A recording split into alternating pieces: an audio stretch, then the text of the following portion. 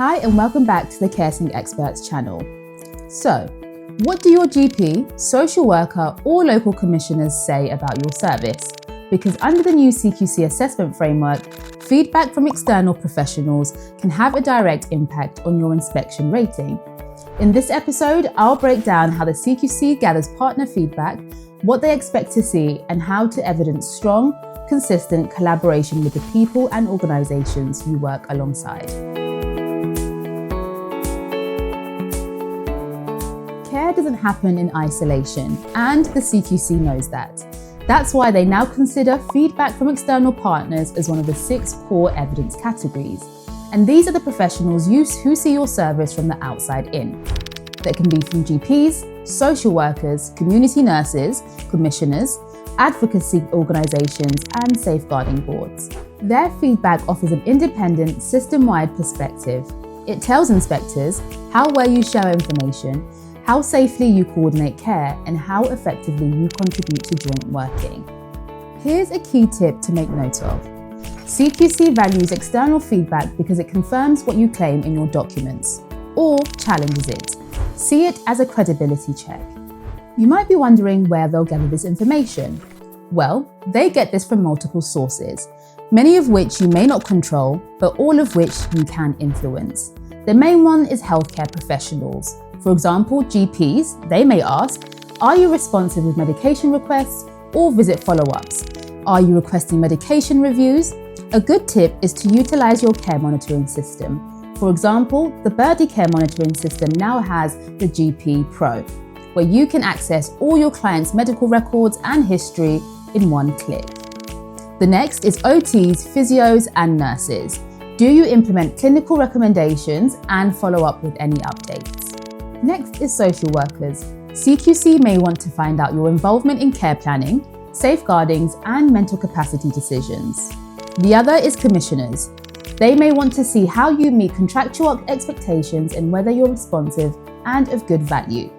And lastly is regulatory and professional bodies. CQC collaborates with other regulators, so poor conduct, late reports, or unsafe incidents don't go unnoticed. An example of this is PAMS. CQC may go even deeper. They may liaise with community and voluntary groups to see your views on accessibility, inclusion, and responsiveness to diverse needs with regards to your service and your accessibility to the community. And lastly is integrated collaboration, so MDT meetings. How are you participating in wider health and care strategies? And lastly is safeguarding boards. They want to assess your role in protecting at-risk individuals and responding to alerts. Here's an expert tip.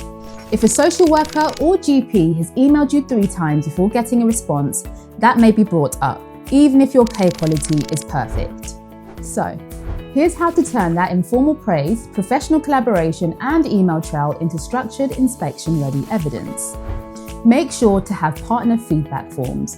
Provide tailored forms for GPs, social workers, and advocates to rate communication, professionalism, and outcomes.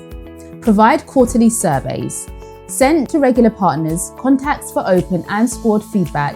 And lastly, client case review invitations. Invite external partners to contribute to feedback during reviews.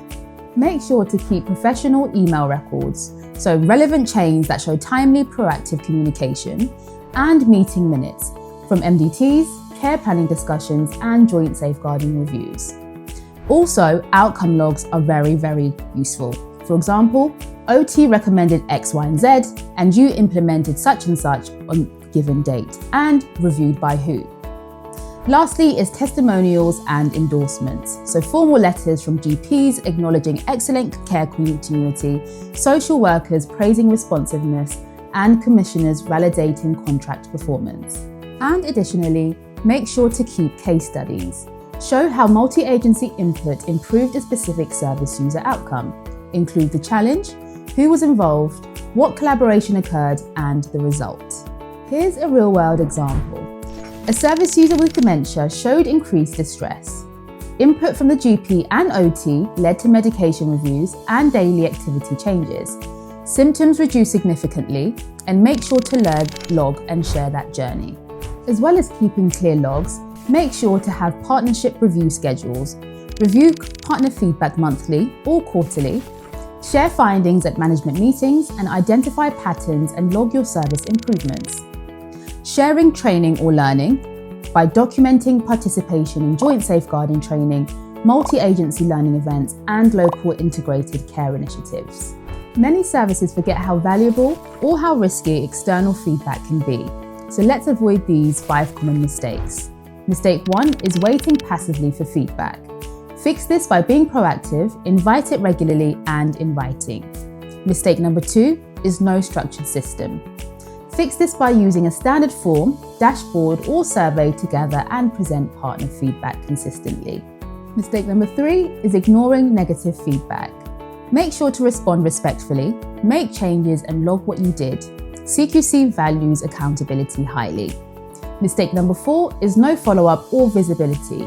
Don't just collect feedback, review it in leadership meetings and share improvements with your team. And lastly, mistake number 5, feedback not being visible during inspections. Have a ready-to-present file or folder entitled External Feedback or Partner Evidence. Ultimately, every GP email, social worker call, or commissioner meeting is an opportunity to evidence your service's quality. By collecting structured feedback, acting on it, and showcasing strong professional collaboration, you not only meet CQC standards, you raise your standard of care. Thank you for watching. Please make sure to like, comment, and share this video.